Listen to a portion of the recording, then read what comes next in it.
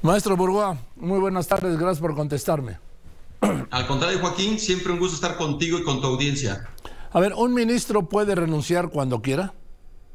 Sí puede renunciar cuando quiera. La Constitución le faculta a un ministro poder presentar su renuncia, pero tiene que ser con causa grave.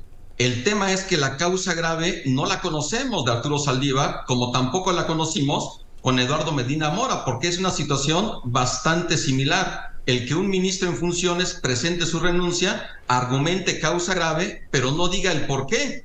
El tema es que el presidente de la República las admite y el Senado aprobó la de Eduardo Medina Mora y también va a aprobar la de Arturo Saldívar. Y más que se requiere solamente, Joaquín, el 50% más uno de los presentes. Y sabemos que los senadores oficialistas cuentan con esa mayoría absoluta para poder aprobar esta renuncia de Arturo Saldívar. Bien, un punto número uno. Punto número dos. Arturo Saldívar, ¿cuáles son las limitaciones constitucionales para un ministro que deja de serlo, ya sea por renuncia o por jubilación, en ese caso por renuncia, para ir al gobierno, a un cargo de gobierno? Número uno, una vez que el Senado de la República apruebe la renuncia, tienen que transcurrir 2 años para que Arturo Saldívar pueda aspirar a ser diputado, senador, secretario de Estado, gobernador o fiscal general de la República. Es un impedimento que se establece en la propia Constitución precisamente para evitar que un ministro que ya no lo es porque ya presentó su renuncia pueda aspirar a otro cargo público de alta relevancia, y con ese fin de que no pueda estar llevando cierta influencia en el ejercicio de esa función que tuvo, para poder aprovechar o utilizar esa presencia que tuvo, por ejemplo, Arturo Saldívar, en el momento de que él pudiera querer aspirar a un cargo de elección popular, o como se puede a lo mejor vislumbrar, que pueda aspirar a un cargo en el gabinete de la próxima presidenta, si es que ganara, la virtual candidata a la presidencia de Morena. Ahora, maestro Burgoa, no hay ninguna excepción, ninguna vía corta para que Arturo Saldívar pueda ocupar algún cargo público de los que ha mencionado antes de 2 años.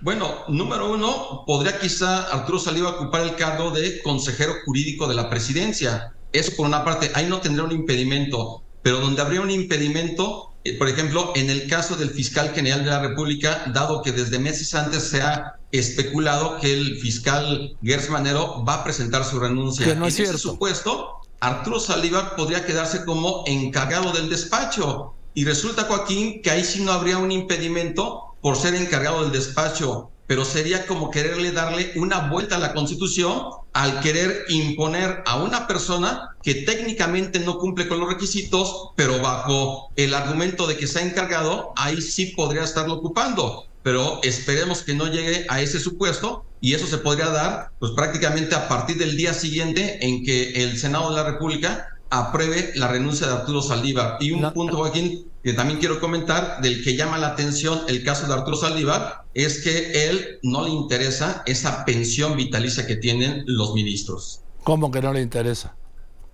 Porque si él se hubiera esperado 1 año más a concluir su cargo de ministro, tendría una pensión vitalicia por haber ocupado durante 15 años el cargo de ministro. Al presentar su renuncia, él ya no va a poder aspirar a ese derecho de tener una pensión vitalicia, como tienen los ministros en retiro. Eso yo creo que es un punto que llama la atención, porque para un abogado que ocupa un cargo de ministro, que es el más alto cargo digno que un abogado puede tener sirviendo a la nación y estando en la Suprema Corte, el hecho de que no pueda concluir su periodo 1 año más, que era lo que le faltaba, y simplemente renuncia en ese momento a tener una pensión vitalicia, yo creo que sí deja mucho que pensar. O sea, ¿se queda 0 pensión? Así es. ¿Cero? Esa pensión vitalicia, así es. ¿Pero 0 ni un peso? O sea, va a tener una remuneración o un haber por el retiro, eso lo va a tener, pero no lo mismo un haber por el retiro a tener una pensión vitalicia como la tienen los actuales ministros en retiro, como Olga Sánchez Cordero, José Ramón Cosío, Genaro Góngora Pimentel, entre otros, que ya han concluido sus funciones en el tiempo que ellos habían tenido ese nombramiento por parte del Senado de la República. Ahora, para el supuesto caso de la Fiscalía General de la República. Mencionaba hace un momento, a ver, Alejandro Gertz Manero termina en enero del 28. Así es. O sea que para que él pudiera aspirar a ser encargado de la Fiscalía, tendrían que remover a Alejandro Gertz Manero. Y yo no veo a Gertz Manero renunciando, ¿eh? Bueno, ahí obviamente es un tema que se ha especulado en los últimos meses respecto de la salud de Alejandro Gertz Manero y de que él está esperando a que concluya el sexenio de López Obrador para poder presentar su renuncia. Eso obviamente solamente él lo sabe, si va a continuar el tiempo que fue nombrado o va a presentar su renuncia antes o una vez que concluya la presente administración, porque prácticamente no vemos a Alejandro Gertz Manero como con una presencia que antes tenía más en medios de comunicación o inclusive que lo veíamos en las conferencias matutinas del presidente. Sí. La información que yo tengo de directa mano es que Alejandro Gertz Manero ni está enfermo, ni va a renunciar y va a seguir al frente de la Fiscalía hasta lo máximo posible, que es enero del 28, perdón. Entonces, entonces, bajo ese supuesto, entonces podríamos estar en este momento descartando a Arturo Saldívar para que pudiera ser o titular de la FGR en algún momento, pasados esos 2 años, o encargado del despacho en cualquier momento. En el caso de la que me decía abogado maestro Burgoa, de la Consejería Jurídica de la Presidencia, ahí se llegaría sin ningún problema, ¿no? Ahí podría llegar sin ningún problema, así es, y desde ahí puede estar defendiendo jurídicamente a la presidencia de todas las acciones y controversias que se lleguen a presentar a partir de lo que será la siguiente administración, insisto, en el caso que gane la presidencia Claudia Sheinbaum, porque sabemos, Joaquín, que en política no hay nada escrito. No. ¿Qué le parece esta foto que publica Claudia Sheinbaum al lado del ministro, que como él aceptó hoy con Ciro, esta mañana, fue antes, o sea, todavía siendo ministro, antes de que hiciera pública su renuncia? Yo creo que el ministro Arturo Saldívar le ha faltado el respeto a la toga, le ha faltado el respeto a la investidura que como ministro de la Suprema Corte tiene todavía. Yo creo que no le costaba nada esperarse algunos días hasta que se consumara su renuncia una vez que la apruebe el Senado. Y además de que es una renuncia que la va a aprobar el Senado sin ningún problema, que la oposición se va a poder manifestar y posicionar en contra de Arturo Saldívar en el Senado, lo va a hacer. Ayer ya en el Senado de la República comenzaron estas manifestaciones. Entonces yo creo que no le costaba absolutamente nada esperarse unos días para hacer del conocimiento público todas sus manifestaciones o aspiraciones políticas. Y esto es algo que en hizo Arturo Saldívar, pues ya vemos esa transformación de un jurista, de un ministro de la Suprema Corte, ahora a un político, un perfil de un político con una formación jurídica. Dice, y yo hace un momento dije esto no estoy de acuerdo, que dice el ministro Saldívar, dice Arturo Saldívar, bueno, sigue siendo ministro, ¿no? Así es, sigue siendo. Sí. Y va a ser hasta que el momento que el Senado lleve a cabo la aprobación. Decía el ministro Saldívar que lo de la foto es la crítica más tonta que he escuchado.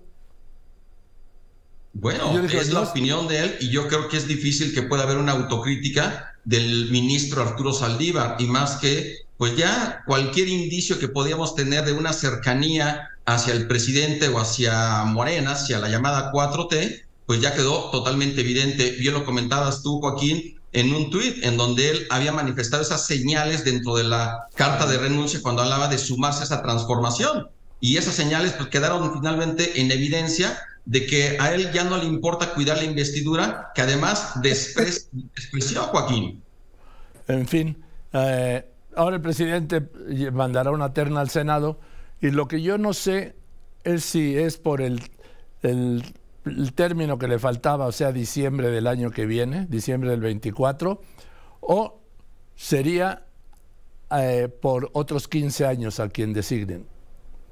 Digámoslo coloquialmente, Joaquín, borrón y cuenta nueva. La propuesta que presente el presidente de la República en esta terna que envía al Senado, y el Senado tiene que elegir con una mayoría calificada 2/3 partes, tiene que ser por 15 años. Bien. Si el Senado quiere hacer un nombramiento por un año, es totalmente fuera de la Constitución, porque es una vacante total, no es una licencia temporal que está solicitando el ministro Arturo Saldívar, es una renuncia definitiva, es una renuncia irrevocable y por lo tanto el nombramiento que haga el Senado de la República tiene que ser por 15 años. Ahí está el regalo adelante. Estoy hablando con el maestro constitucionalista Francisco Burgoa. Maestro Burgoa, ahí está el último, bueno, el más reciente regalo de Arturo Saldívar al presidente. Le regala un quinto ministro. Ningún presidente en la democracia había nombrado a 5 ministros de la Corte, ¿sí? Le regala un quinto ministro. El presidente dice que va a ser ministra durante 15 años. Bueno, aquí, digamos, tenemos 2 Supremas Cortes, por decirlo así, Joaquín. Una de 1917 a 1994, sí, en donde prácticamente estaba supeditada al presidente de la República. A partir de la reforma constitucional del 31 de diciembre de 1994, se llevó a cabo ese gran recorte de ministros. Recordarás, Joaquín, que antes había 26 ministros y a partir de esa reforma constitucional hay 11. Es un periodo nuevo de la Suprema Corte, una corte nueva, a partir de 1995, y ahí el presidente Zedillo propuso a los 11, pero fue otro contexto para darle una autonomía e independencia a la Suprema Corte. Pero hoy, en este tiempo presente, como bien comentas, Joaquín, sí se trata de forma específica de algo que no había ocurrido, en donde un presidente esté proponiendo a 5 ministras y ministros. Y el tema es que ni siquiera se está garantizando la independencia y la autonomía de la Suprema Corte y del Poder Judicial, dado que inclusive el mismo presidente López Obrador manifestó hoy, entre risas, que espera no equivocarse, espera atinarle al nombramiento porque 2 le salieron conservas, refiriéndose a Margarita Ríos Farjat y a Juan Luis González Alcántara, porque para él son traidores a la patria, porque no defienden su proyecto político como sí lo hace Yasmín Esquivel y Loreto Ortiz. El presidente quiere subordinados, quiere empleados en la Suprema Corte, y ese es un tema indudablemente muy importante. Ahora, Joaquín, resulta que si ya se consuma el nombramiento del nuevo ministro o ministra por el actual presidente López Obrador, con la aprobación de la mayoría del Senado de la República, la próxima persona que ocupe la presidencia de la República durante su sexenio podrá nombrar 4 ministros o ministras. Entonces, es un tema que no debemos de perder de vista en términos de lo que va a ser el fortalecimiento del Poder Judicial a partir de su cabeza de la Suprema Corte, o su debilitamiento, que sabemos que estamos en una narrativa de constante ataque del presidente hacia el Poder Judicial. Gracias, maestro Burgoa. Le mando un abrazo. Gracias por todo, abrirnos los ojos. Al contrario, Joaquín, fuerte abrazo para ti y para tu audiencia. Igualmente, el maestro Burgoa, sí.